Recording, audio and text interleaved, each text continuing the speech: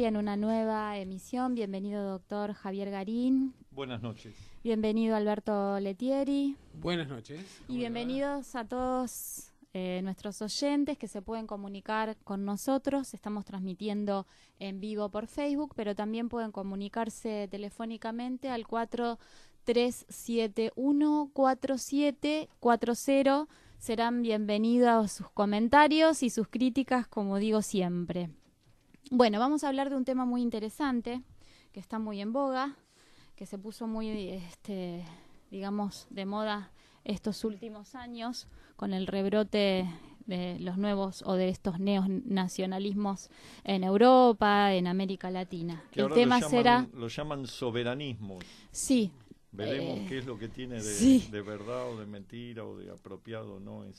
Vamos a ver qué pasa con el término, porque también es muy difícil definir el nacionalismo, porque al ser un concepto tan abstracto, fue hasta para los historiadores y hasta para los teóricos un término bastante difícil, ¿no?, de definir.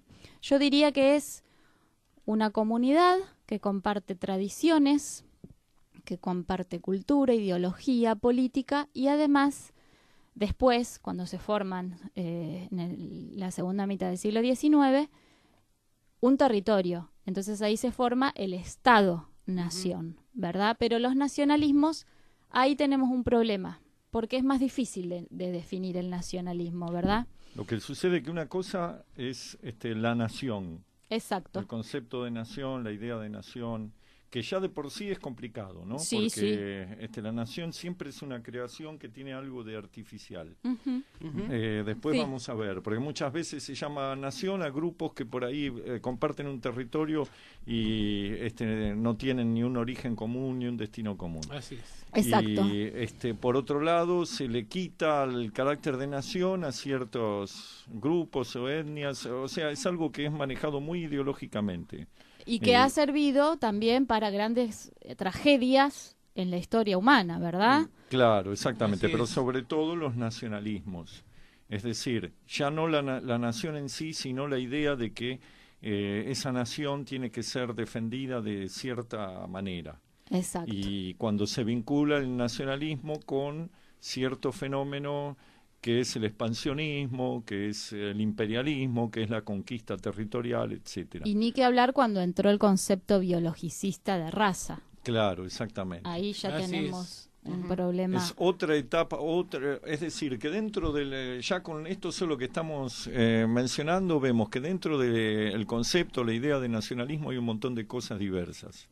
Y que nos podemos remontar desde la antigüedad hasta la actualidad, ¿no? Porque ha habido nacionalismo siempre. Si hacemos, en todo caso, antes de entrar en el tema del soberanismo, que es lo que hoy está en boga, podemos hacer un repaso así muy a vuelo de pájaro, ¿no? De qué es lo que ha representado el nacionalismo a través de las épocas. Hay un primer ejemplo que es bastante claro de nacionalismo, que es, y que digamos que es muy antiguo, que es el nacionalismo judío, y que ya aparece en el Antiguo Testamento, con la idea del pueblo elegido, la idea de que hay un pueblo que es superior a los otros porque Dios lo eligió, y que es una forma, digamos, hoy lo podemos tratar de entender desde otro punto de vista, tal vez como una especie de fantasía compensatoria de la situación de, en realidad, de inferioridad en que se encontraba el pueblo judío, ¿no? Exacto. Porque estaba rodeado por grandes imperios, era un pueblo pobre, un pueblo pequeño, pero digamos la idea de ser los elegidos de Dios les daba de alguna manera, los compensaba y al mismo tiempo les daba cohesión y fuerza como para aspirar a otra cosa, ¿no? Sí, ahí ya en la antigüedad entonces tenemos un sentido primigenio del concepto de nacionalismo, de nacionalidad, ¿verdad? Sobre todo en el muy característico del pueblo judío, que se va a expresar luego en los nacionalismos modernos, ¿no? Porque ese mismo fenómeno no lo vemos en Egipto, por ejemplo. No podemos hablar de un nacionalismo egipcio o de un nacionalismo persa, ¿no? Ahí hay otro concepto, hay un concepto de organización estatal, de imperio, es distinto. Claro. Bueno, es una sumatoria, una configuración de reinos, ¿no? Y claro. Entonces, Incluso hay una construcción a partir de la diversidad. Claro, exactamente. No de la exclusividad, ni religiosa ni racial. O en el caso de Grecia, que tuvo un fenómeno de expansión en la antigüedad con Alejandro Magno. Pero originariamente ni siquiera se podía hablar de un nacionalismo griego, porque en todo caso había un localismo, había, digamos, la defensa de la ciudad-estado, que solo frente a la amenaza externa de los persas se convertía en una colaboración entre todas las ciudades para rechazar un peligro común. Pero no había una idea de identidad cultural, pero no política, ¿no? Exactamente. Que eso es lo que va a cambiar el padre de Alejandro. Claro, Perfecto. claro. Filipo II de Macedonia. Y además lo vemos en el hecho de que quienes detentaban la ciudadanía la decían diferenciándose del extranjero que estaba privado de los derechos políticos. Entonces, claramente había localismos muy marcados, pero además la conciencia de que había una matriz cultural común, pero que en realidad no llegaban a la etapa de consagración institucional del Estado, ¿no? Había esa diferencia entre, digamos, el ciudadano libre y el hostes, o como después dirían los romanos, los bárbaros, que eran los que estaban afuera, pero, digamos, no existía todavía algo equiparable. Lo mismo pasa en el Imperio Romano. En el Imperio Romano podemos decir que hay un nacionalismo en el comienzo de la configuración de la República Romana, pero después cuando se convierte en imperio ya pasa a ser otra cosa. Al universalizar la ciudadanía, claro. Y eso a tener una idea, una concepción más amplia, más universal. Por eso tantos emperadores que no fueron nacidos en la península itálica. Claro, los la mayoría. Claro, y si bien había, obviamente, se gobernaba en beneficio del pueblo de Roma, fundamentalmente. Bueno, pero ahí coexistía la República Romana, que seguía administrando más bien el territorio original, y el imperio, que era la autoridad surgida de la guerra, básicamente, del ejército, y ese difícil juego que había de equilibrios entre las instituciones romanas y el ejército y el poder militar. Es muy interesante ese. Después de eso viene la etapa de la Edad Media, donde podemos decir que está abolido directamente el nacionalismo, porque hay un Estado fragmentado. Hay un Estado fragmentado y hay un único organismo, digamos, político-religioso que prevalece, que es, salvo algún periodo como el de Carlomagno o algún gran monarca, pero ni siquiera en esos casos podemos hablar de nacionalismo porque se pretendían herederos del Imperio Universal de Roma. Y el órgano principal era la Iglesia, y la Iglesia es por definición católica, es decir, universal. Por lo tanto, es opuesta al nacionalismo. Algo que en Argentina esto está muy cambiado, ¿no? Porque se concibe una parte importante del nacionalismo argentino ideológico o historiográfico es católico, ¿no?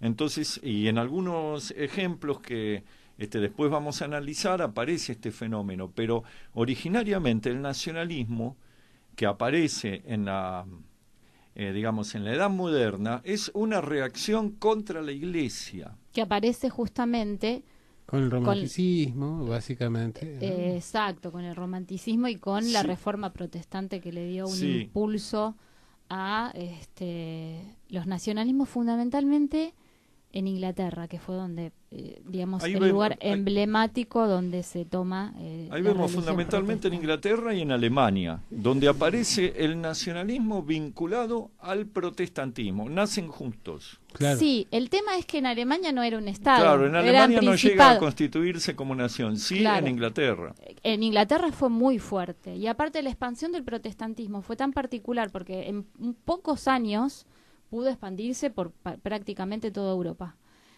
Mucho más, digamos que se expandió mucho más rápido que la religión católica. Y qué casualidad, los países protestantes son aquellos que vuelven al Antiguo Testamento. Sí. Inglaterra pretende que son las tribus perdidas de Israel. Sí. Pretenden trasladar el mito de pueblo elegido a las Islas Británicas, y ellos son las tribus perdidas de Israel. Y luego es su manera de apropiarse del espacio norteamericano. Claro. Exacto. Y aparte de apropiarse de expropiar, digamos, propiedades de la Iglesia, fundamentalmente con Enrique VIII, que rompe con el Papa, Y en ese momento en el que rompe con el Papa, que no era por casarse con Ana Bolena, porque eso es un mito, ¿no? En realidad él lo que quería tener un heredero varón, y se casa con Ana Bolena como una excusa, digamos, como para poder romper su matrimonio con Catalina de Aragón, que era muy profundamente católica, ¿no?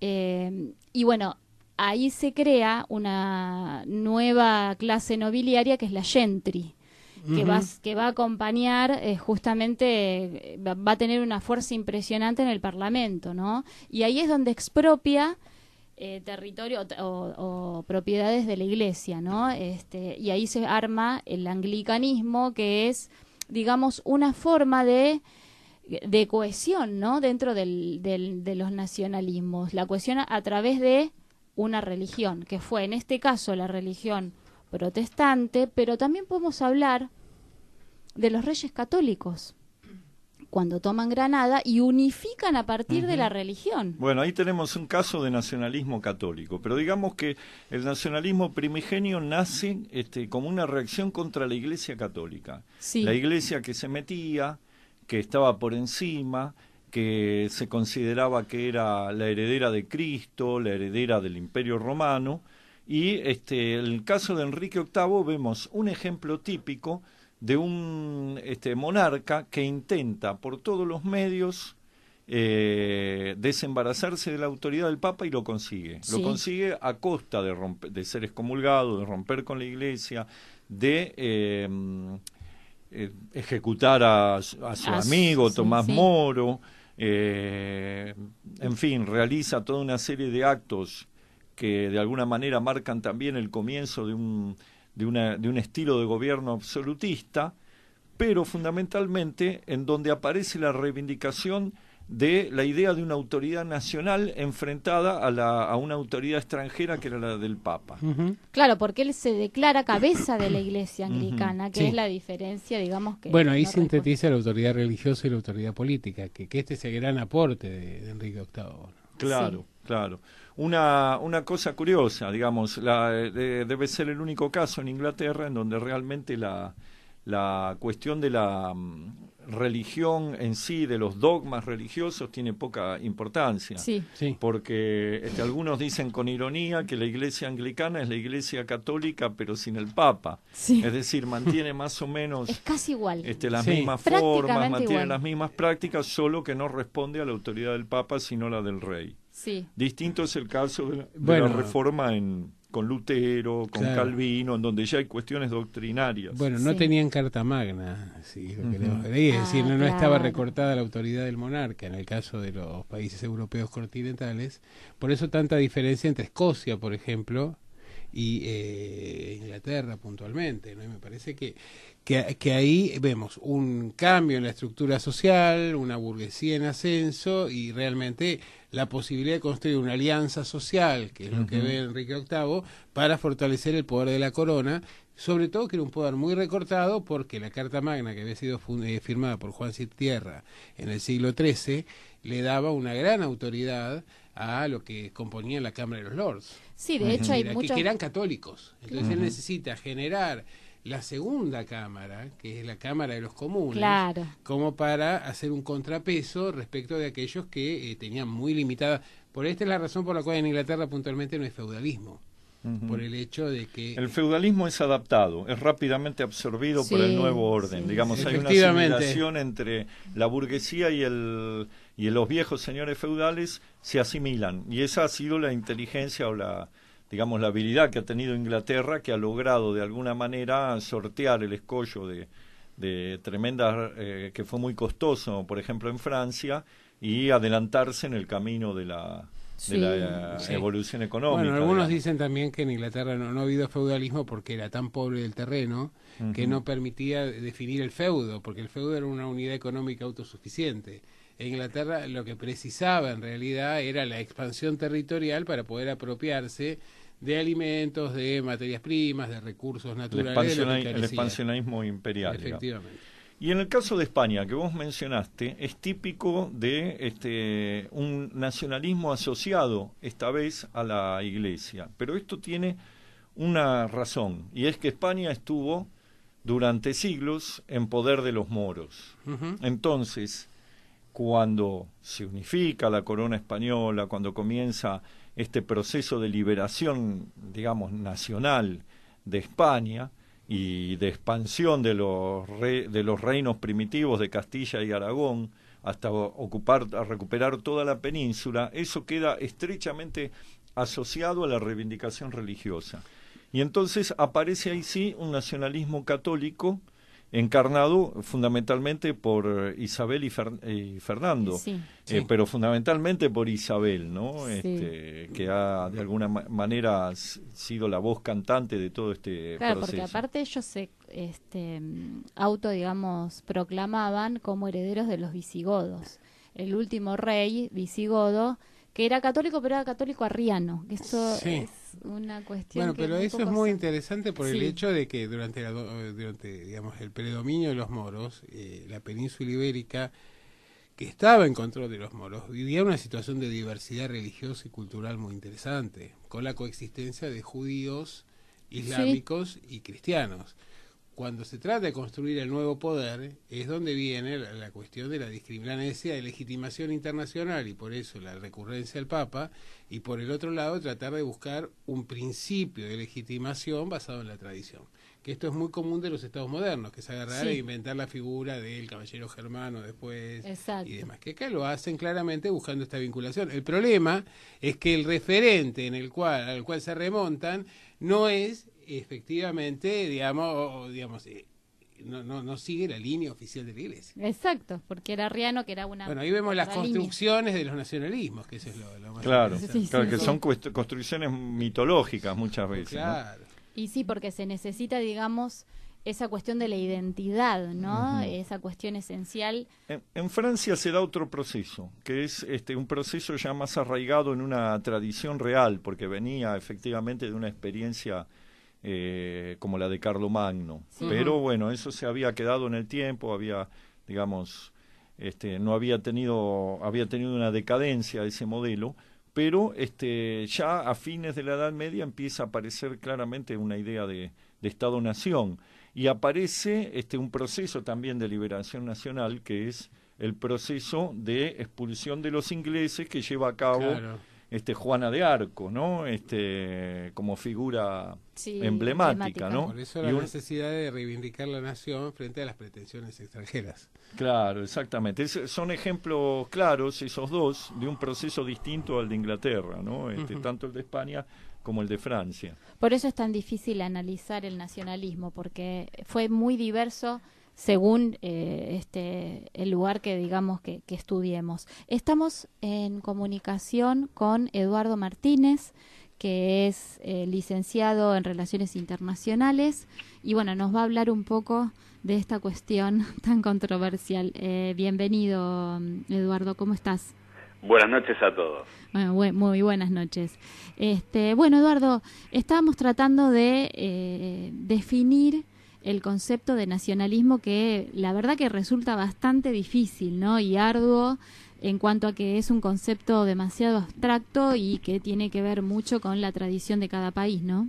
Absolutamente. Yo justamente venía escuchando lo que iban charlando, y es cierto que el nacionalismo fue mutando con los siglos, ¿no?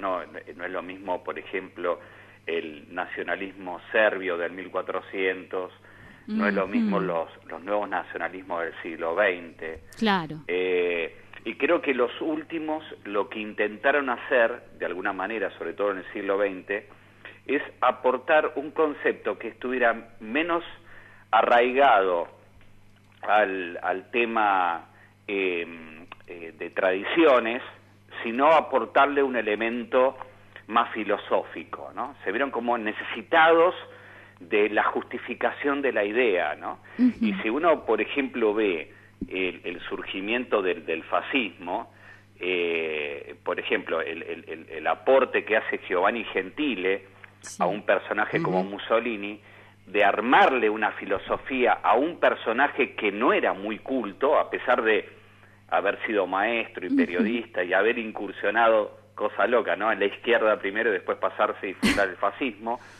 Gentile lo que hace es armarle una filosofía que justifica las propias ideas. Y ahí toma Hegel, toma Schopenhauer, toma Nietzsche, toma Maurras. Y Hitler, siendo una persona mucho más culta que el propio Mussolini, tomaría a Rosenberg, que Rosenberg también hace una construcción que sale a justificar el por qué Hitler dice lo que dice, y vuelve a tomar a Schopenhauer, vuelve a tomar a Nietzsche en algunas partes, pero hubo como una especie de necesidad en algún momento de decirle a la gente, esto que digo yo, no solo lo digo yo, lo dijeron grandes pensadores, y ese concepto de la justificación aún hoy perdura, ¿no? Sí, muy interesante. Ahora estábamos hablando de un momento inicial del nacionalismo, que es cuando aparecen después de la Edad Media los estados nacionales, en algunos casos en rebeldía contra la Iglesia, en otros en rebeldía contra la dominación de los moros, en el caso de España, etcétera. Hay un segundo momento que podríamos decir que es como un florecimiento del nacionalismo a partir de la Revolución Burguesa, de la Revolución Francesa, en donde recibe un fuerte impulso el nacionalismo, la idea de construir una nación que está asociada también a la idea de democracia, y también a la del expansionismo. Y hay como un momento en el cual se produce, digamos, un avance en la construcción mitológica, que es cuando viene el romanticismo, ¿no? Que trata de crear toda esta idea de la tradición en la cual referenciarse. Absolutamente, que creo que en ese momento del romanticismo de la primera mitad del siglo XIX hay dos personajes que a su manera y totalmente diferentes ayudan a construir nuevos idearios políticos. El primero Hegel, que hace la revisión histórica. El segundo es Marx, que vuelca su ideología más hacia las personas, al hombre como centro, que a los países, ¿no? Entonces, no veíamos ese ideario de la Revolución Francesa en donde la bandera estaba adelante, la nación estaba adelante, sino en el caso del marxismo, que apunta justamente a oponerse a todo esto, es el hombre el centro, ¿no? No la nación, a esto me refiero, ¿no? Claro, sí, el marxismo, o sea, concretamente Marx, lo que plantea es que el nacionalismo en realidad es una construcción ideológica destinada a ocultar la contradicción principal, que es la de la lucha de clases. Y que, digamos, la nación aparece para Marx como una especie de engaño de la burguesía al proletariado, ¿no? Como una especie de parte de la superestructura, ¿no? Claro, exactamente. De alguna manera, porque lo que él veía es que el elemento dominación, a través de todas las etapas históricas del Imperio Romano, pasando por la Edad Media hasta la modernidad, siempre hubo dueños y esclavos, señores y siervos, propietarios y proletarios, y que nosotros le veníamos cambiando el nombre, pero la situación jamás había cambiado. Claro. ¿No? Es decir, que es ese concepto, esa revisión histórica, muy hegeliana en ese aspecto, pero poniendo hincapié más en el hombre, y sus propias necesidades frente a la modernidad que estaba surgiendo con esta revolución industrial, hace rever todo. Ahora, el nacionalismo moderno surge de las pérdidas. Es decir, uno ve la Italia devastada y olvidada después de la Primera Guerra Mundial, claro. Ve la hiperinflación de Alemania, es decir, lo vemos ahora con el surgimiento en Hungría, en Polonia, en Holanda, en Alemania, frente al tema migratorio, que ellos ven como un elemento negativo, ¿no? Entonces, generalmente esos surgimientos salen de las pérdidas, ¿no? Es decir, de los momentos en que las sociedades sienten que están perdiendo su orgullo y que están siendo pateadas en el piso, cuando en realidad, en vez de ir a las causas, lo que realmente generaron, terminan en el poder los que generaron la crisis anterior, porque ese es el gran peligro que tiene el nacionalismo, ¿no? Es decir, lo primero que va a devastar es al libre pensador, claro. porque es ahí donde se gestan las ideas de cambio, ¿no? siempre el nacionalismo tendió a ser muy conservador, ¿no? Sí, digamos ahí que habría que hacer una distinción que ya la empezaron a hacer, no la hizo Marx, pero sí la hizo Lenin y Trotsky, ¿no? Que es frente al fenómeno del imperialismo, frente al fenómeno de la dominación de países enteros, de continentes enteros por las potencias centrales.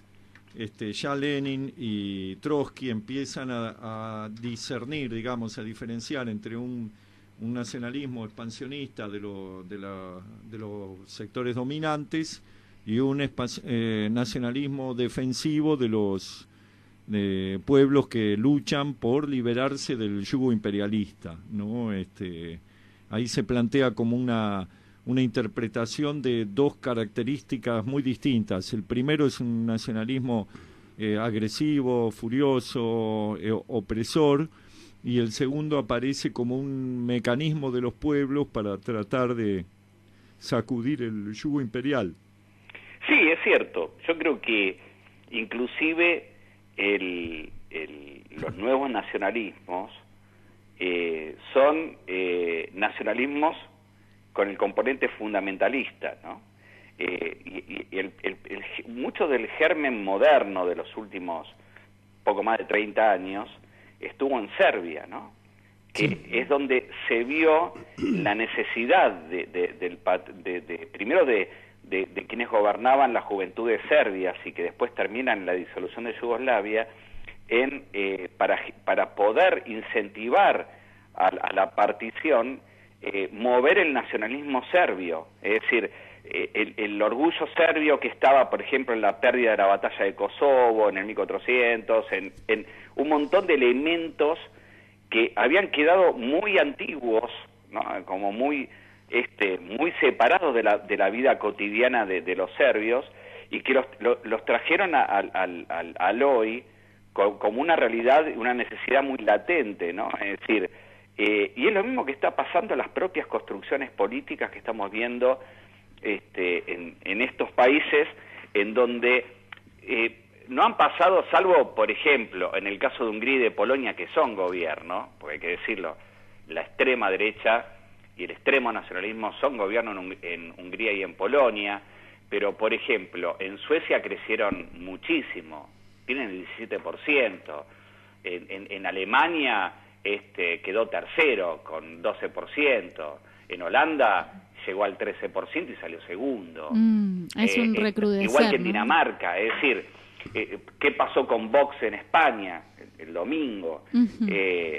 Todos dijeron, bueno, medio como que la burbuja se pinchó. No, entró en el Congreso. Es decir, no, está creciendo. Entonces, esos elementos se basan en una construcción, digamos, ¿no? Es una construcción dialéctica donde se le dice a la gente y se le señala cuál es el enemigo. Como hizo Hitler en Alemania en su momento, se hace eso ahora, y ahora se hace hincapié en el migrante, en algunos banqueros, se hace, por ejemplo, en la prostitución de la cultura ante las nuevas ideas demasiado liberales, ¿no? Con estas discusiones, por ejemplo, sobre el aborto, los derechos de la mujer y demás, que fueron bloqueados en estos países y fueron como bandera, ¿no? Entonces, cuando es parte de la nueva construcción política de estos nacionalismos de ultraderecha, que son el nacionalismo fundamentalista, ¿no? Sí, y eso también, Eduardo, surge de las grandes crisis culturales que a veces experimentan las sociedades, porque de alguna manera han imaginado un destino determinado y los procesos históricos se encaminaron en un sentido diverso. Por ejemplo, yo estaba pensando en un Maquiavelo imaginando reconstruir la Italia de la República y un Mussolini tratando de reconstruir el Imperio Romano. Bueno, hay una imagen muy interesante que hasta la pueden encontrar en línea. Yo la mostré en una clase de cómo se construía el ideario y la épica del fascismo, que era la primera visita que Hitler hace a Italia, y en donde Mussolini organiza un gran desfile. Y el desfile, los soldados no estaban vestidos con el uniforme actual, sino con el uniforme romano. Así es, sí, sí. Es decir, esa es volver a traer la épica y decirle a la gente, podemos volver a ser grandes como cuando fuimos en el Imperio Romano. El Tercer Reino o el Tercer Reich era reconstruir el viejo ideario prusiano y demás, claro, de imperio. Era ese el concepto. Es una construcción dialéctica de decir a la gente, sé que estás en el piso por un montón de razones, pero no es que vamos a salir, vamos a ser un imperio, ¿no? Mirá, eso lo mismo lo hacía Saddam Hussein, por ejemplo, con las representaciones de los emperadores asirios. Sí, claro, porque recordemos que dentro de Irak está Babilonia, está... Claro. Bueno, entonces, es decir, obviamente que esos elementos que son muy poderosos en esa memoria colectiva son utilizados ahora de esta manera. Por ejemplo, uno de los casos quizás más salientes de todos estos fue el de Polonia, ¿no? Uh-huh. Cuando, por ejemplo, el año pasado el presidente Duda hizo manifestaciones en la calle, organizó 200.000 personas, que uno veía la puesta en escena de esas manifestaciones y recordaban al nazismo, ¿no? Claro.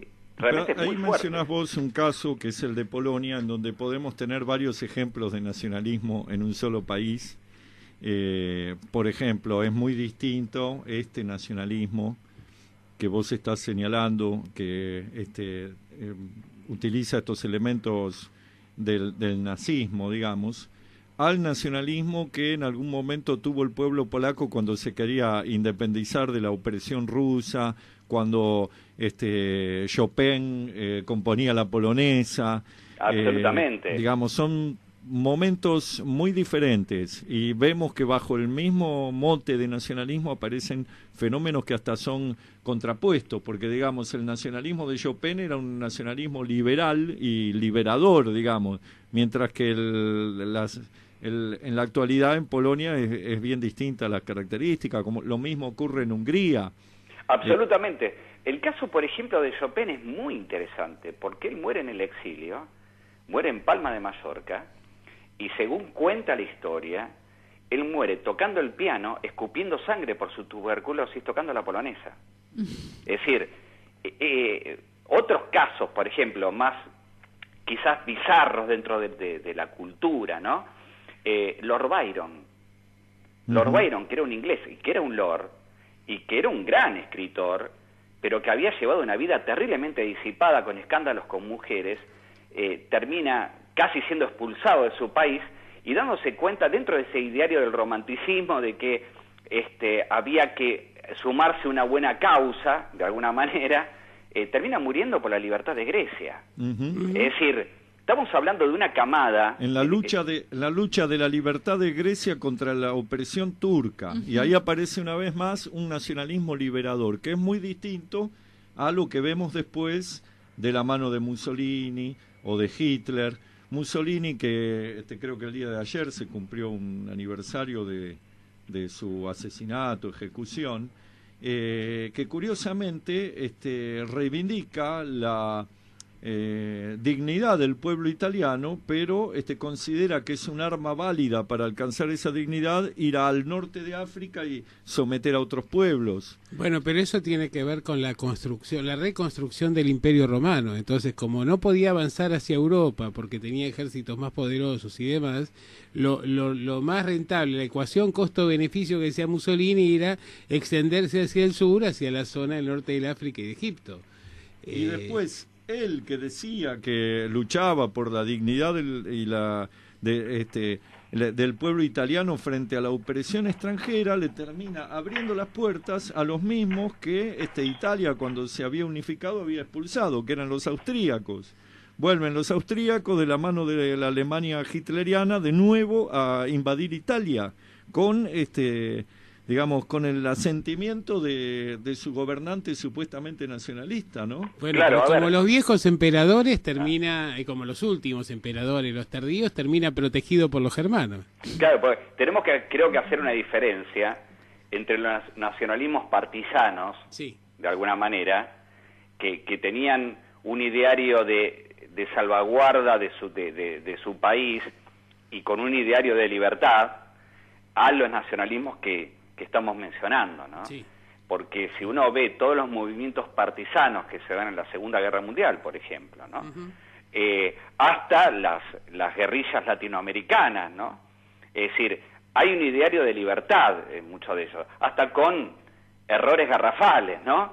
Pero uno ve que hay un sentimiento nacional, inclusive en movimientos profundamente de izquierda, ¿no? Sí. Que es algo que en la Argentina nos pasó muy feo, que cuando se dio la última dictadura militar, los elementos del nacionalismo más puro, de amor a la patria, nos fueron arrebatados, junto con los libros y con las personas, nos robaron las palabras. Entonces, hoy decir que uno ama a su país en la Argentina, lo primero que piensa es que sos un gorila de derecha, porque esas palabras fueron robadas, fueron utilizadas en esa construcción y no las pudimos recuperar nunca más, ¿no?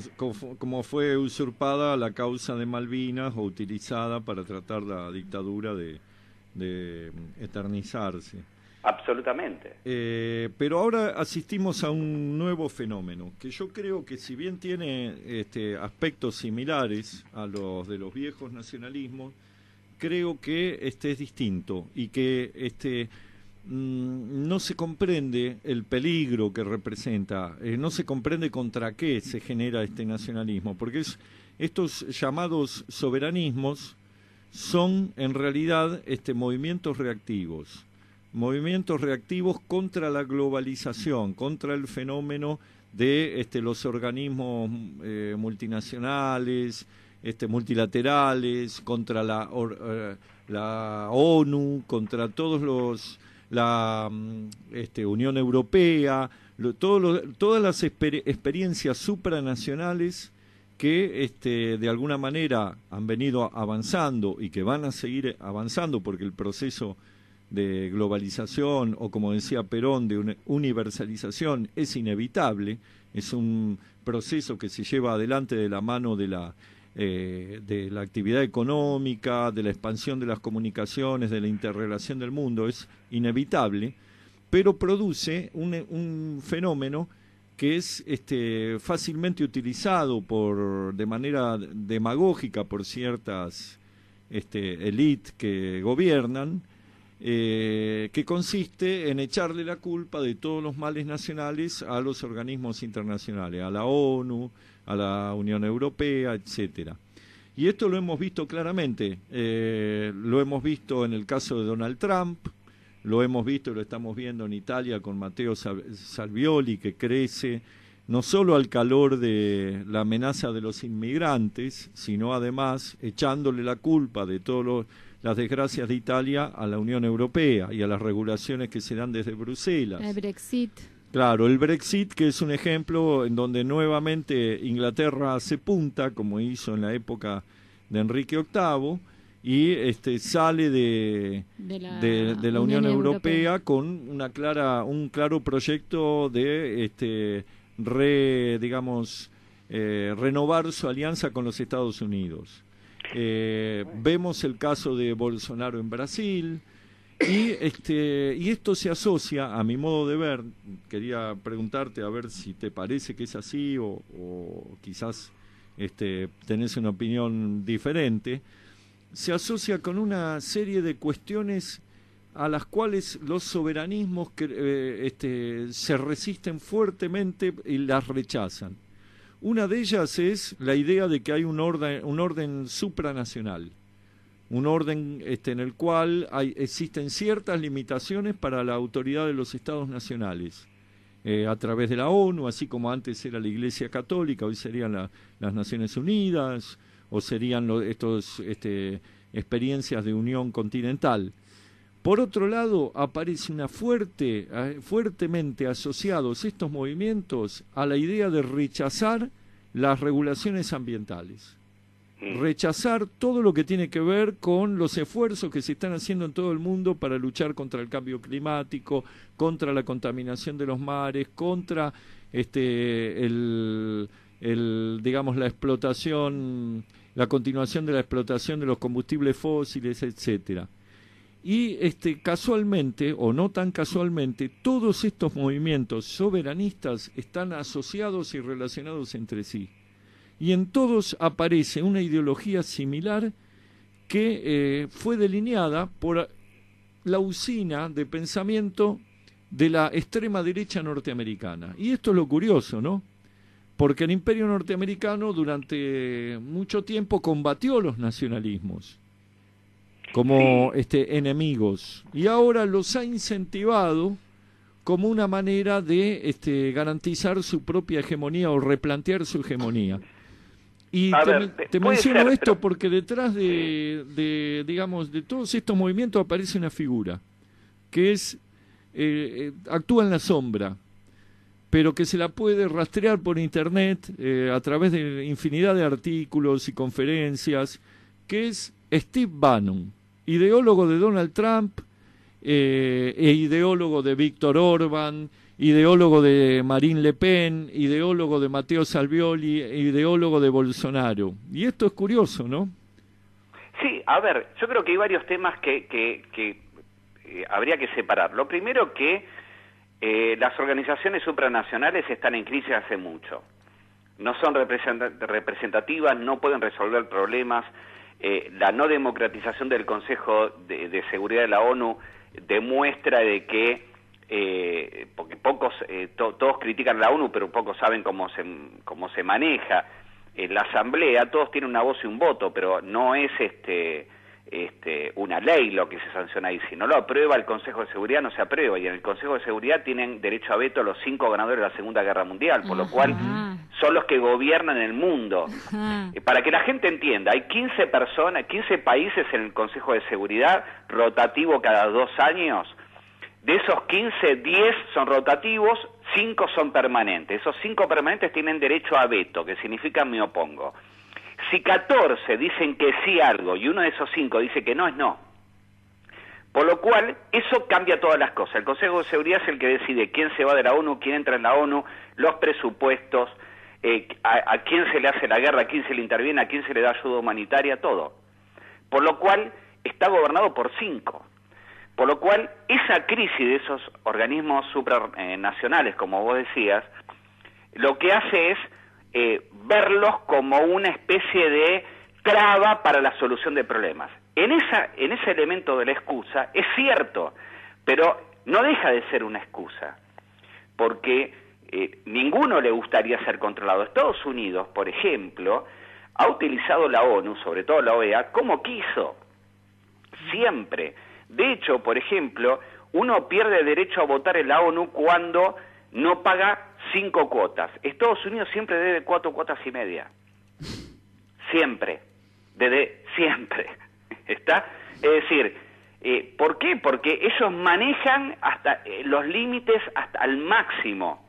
Siempre lo hicieron. Entonces, en esa crisis de los organismos internacionales, que hizo surgir en su momento en Latinoamérica, la UNASUR o la CELAC, por ejemplo, que son organismos muy latinos, latinos, que por eso es, digamos, es una gran tristeza que se fueran desactivando. Por ejemplo, cuando fue la crisis entre Venezuela y Colombia, que casi iban a la guerra, ¿cómo lo resolvemos los latinos? Nos sentamos en una mesa de café, nos insultamos, decimos de todo, nos abrazamos y se acabó el tema. Y es lo que hizo la UNASUR. En horas se juntaron todos los presidentes y Uribe se terminó abrazando con Chávez y se terminó el tema. En la ONU tenés que pasar el papel por la secretaría, de ahí decidirlo por la asamblea, a ver si se reúne el Consejo de Seguridad y juntar a los 5 para que se pongan de acuerdo, olvídate. Mucho más burocrático. Desde el punto de vista de la ejecutividad es cierto lo que decís, que la ONU no sirve para gran cosa, pero aún así es una caja de resonancia y es un espacio en el cual tienen que operar y que les termina molestando a aquellos que desearían poder hacer lo que quieren y sepultar el multilateralismo, que digamos... Sí, pero yo creo que la ONU terminó siendo para las grandes potencias un lugar para legalizar sus barbaridades muchas veces. En eso estoy de acuerdo. No, es decir, es como para limpiar la imagen. Total lo decidió la ONU. Cuando Estados Unidos no pudo utilizar los cascos azules, recurrió a la OTAN, y cuando la OTAN dejó de apoyarlo, fue solo. Es decir, eso no cambia absolutamente nada. Las grandes potencias están jugando papel últimamente realmente lamentable. Si uno ve el caso venezolano, ¿no? Ya sabemos lo que Estados Unidos está haciendo, bloqueando cuentas, generando más hambre, esto ya lo sabemos. Pero China cada vez se queda más con PDVSA, y Rusia le da dinero, que ahora le dio un ultimátum para que le empiece a pagar, pero el dinero a cambio de que le deje usar las bases de cara a Estados Unidos. Es decir, nadie hace nada gratis, ¿no? Entonces, cuando uno ve el comportamiento de las potencias a nivel general, ¿no? Uno ve que deja muchísimo que desear. Entonces, no tenemos organismos que nos representen. Las potencias o se pelean entre ellos con guerras económicas como Estados Unidos y China, o utilizan terceros países como en su momento hicieron la guerra de Corea y como ahora están haciendo con Venezuela, y en el medio de ese caos, en el medio de ese desastre, tenemos la crisis económica más larga de la historia que tengamos registro, porque ni siquiera la del 29 duró tanto, ¿no? Sí. Y entre eso, la gente empieza a buscar alternativas, y aparecen los iluminados, que te dicen que van a volver al imperio, que van a ser mejores que esto es totalmente pasajero, que hay una luz en el fondo del túnel, y así es como las derechas en los últimos, sobre todo 4 años, han crecido de una forma exponencial, ¿no? Pero yo estoy de acuerdo con lo que vos decís, pero creo que hay un contenido que tiene que ver con una cierta planificación, que por supuesto solo puede prosperar porque hay un campo, digamos, fértil, un terreno fértil, pero que de alguna manera han sido incentivados, y que esta incentivación responde a una nueva configuración en el mapa de dominación mundial que intenta buscar Donald Trump, y que en alguna medida también lo intenta buscar Putin, que también incentiva estos movimientos, ¿no? Porque los vemos curiosamente asociados. Y uno de los objetivos que aparentemente uno vislumbra que podrían perseguir es el del desgastar, debilitar y hundir, sepultar la experiencia de la Unión Europea, ¿no?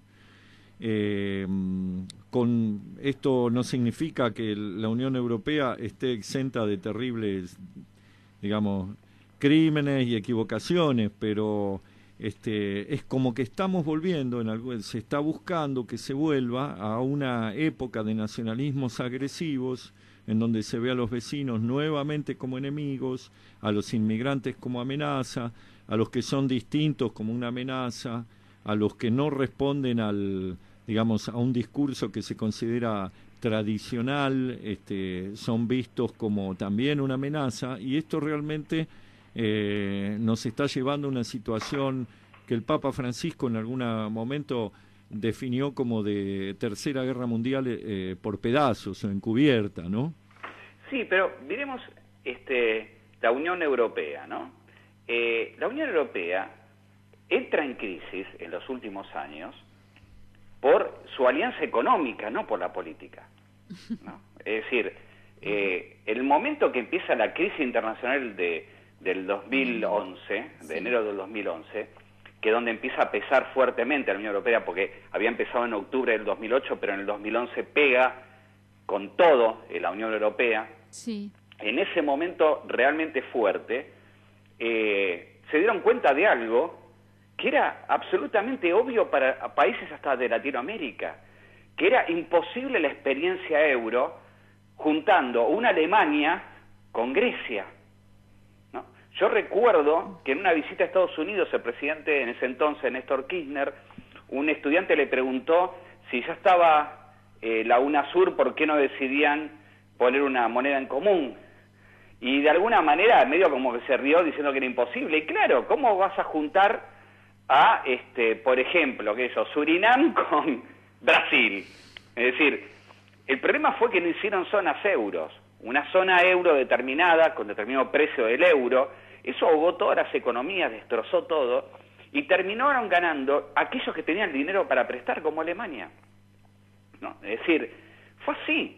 Es decir, el problema de las grandes crisis que se está viviendo de los organismos internacionales, de estos acuerdos políticos y económicos, se dieron cuenta de que nunca revisaron para nada en todo su proceso que el mundo iba cambiando y que las reglas debían empezar a cambiar. Entonces, eso jamás se revisó y ahora se está viendo. Eso es una de las cosas. El tema migratorio es el tema central ahora, en todo sentido. Tenemos una crisis humanitaria, pero increíble en el mundo. La primera crisis humanitaria que uno tendría que decir es el tema migratorio. ¿De dónde vienen esas personas que intentan entrar a Europa? De África y de la guerra de Siria. Ahora más de África que de la guerra de Siria, ¿no? Ahora, ¿qué pasó con África? Fue saqueada durante más de 100 años por las grandes potencias. Hicieron un desastre. Hasta el Congo fue, entre 3 potencias, decidieron regalárselo a una cuarta potencia y se lo dieron al rey Leopoldo de Bélgica, que después se lo termina cediendo el Estado, transformándose en el Congo belga. Fueron saqueados y se fueron. En la década del 60, proceso de descolonización de la ONU, se van. Y dejaron reyesuelos, dictadores, señores de la guerra, dejaron un desastre y se fueron. Hoy, esa gente que se muere de hambre cruzó el charco, como esa canción de Serrat de Disculpe el Señor, y le tocaron el timbre y le dijeron que no había lugar. Entonces, cuando uno ve que pasan estas cosas, las responsabilidades que tienen las grandes potencias de los desastres que están pasando en el mundo es realmente importante. Sí. Sí, indudablemente. Vuelvo sobre un segundo componente que todavía no visualizamos la gravedad que tiene, que es la cuestión ambiental. Y ahí es donde aparece el soberanismo vinculado también a lo más reaccionario, así como vos mencionás la reacción frente de estas potencias centrales frente al mismo fenómeno migratorio que ellos generaron en el pasado. Hoy vemos que hay una fuerte resistencia a cumplir regulaciones ambientales, concretamente a los sucesivos acuerdos sobre medio ambiente, y el último de los cuales es el Acuerdo de París, en donde el objetivo central y primero de Donald Trump fue sacar a Estados Unidos de ese acuerdo. El objetivo central y primero de Bolsonaro es sacar a Brasil de toda limitación respecto de la explotación, de la devastación de la Amazonia. Entonces vemos estrechamente vinculado también el fenómeno del soberanismo con una reacción frente a los intentos que se están haciendo, bien, mal, a medio camino, con injusticias, con errores, para tratar de limitar la devastación planetaria. Y es un componente del soberanismo que aparece poco mencionado, pero que para mí tiene una una condición determinante, sobre todo a medida que la crisis ambiental se vaya profundizando. Es cierto, yo creo que cuando Estados Unidos propone la revisión del Tratado de París y su posterior desvinculación y demás, mostraba que no le interesa. Primero, que lo ve como una limitación a su propia industrialización. Y segundo, que le molesta mucho, a Estados Unidos siempre le molestó, que haya elementos fuera de su nación que le digan qué tiene que hacer. Pasó lo mismo con el Acuerdo de Roma. Cuando se crea la Corte Penal Internacional, se crea porque había violaciones a los derechos humanos que no podía tomar la Corte de la Haya. ¿Por qué? Porque uno, para ser denunciante de la Corte de la Haya, tiene que ser un país, no puede ser una persona. Entonces, esta nueva corte habilitaba que una persona arme una causa, ¿no?, representado por su país, pero que en privado arme una causa con delitos, por ejemplo, de lesa humanidad, como por ejemplo las violaciones que cometían soldados estadounidenses en varias partes del mundo donde intervenían. ¿Qué hizo Estados Unidos en agosto del 2002? Intentó bloquear de que esta corte se arme, no lo pudo detener y salió. ¿Qué hizo Estados Unidos?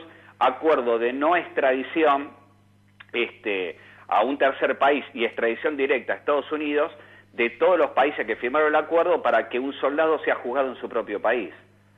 Entonces, Estados Unidos no le gustan estas cosas. Más allá de la industrialización y la traba que ve Donald Trump, claramente, en el tema de medio ambiente, también hay estos elementos jurídicos, no solamente ecológicos, además, donde las grandes potencias no aceptan ningún tipo de regulación exterior. De hecho, Estados Unidos le ha pedido a un montón de países que respete tratados internacionales como los derechos del niño, los derechos de la mujer y demás, tratados que ellos, o no proliferación de armas nucleares, tratados que ellos no firmaron. Es decir, si vos ves la lista de los tratados que firmó Estados Unidos y de lo que le pide a los demás, no firmó ninguno. Es decir, ese tipo de situaciones hace de que justamente no acepten ningún tipo de voces extranjeras, ¿no? Claro, que nadie les mande a hacer nada. Pero se nos acabó el tiempo. Sí, la verdad. Porque estaba muy interesante realmente el diálogo. Sí, muy, muy interesante. Así que bueno, te agradecemos, Eduardo, como siempre, tan predispuesto, y bueno, en una próxima oportunidad esperemos poder contar de nuevo contigo. Como siempre, un abrazo a todos por allí. Bueno, muchas gracias, Eduardo. Un saludo grande. Bueno, muy muy interesante. Un gran saludo, muchas gracias. Nos manda saludo Ferchus Krausas desde Jujuy. Bueno, muchas gracias. Bueno, nos tenemos que ir. Como siempre, nos han quedado cosas por hablar, pero bueno, el tiempo se nos agotó, así que saludamos a nuestros oyentes, gracias a nuestro operador Pablo. Y bueno, nos escuchamos y nos vemos el lunes que viene en Luces y Sombras de nuestra historia. Muchas gracias. Luces y Sombras de nuestra historia. Todos los lunes, de 22 a 23.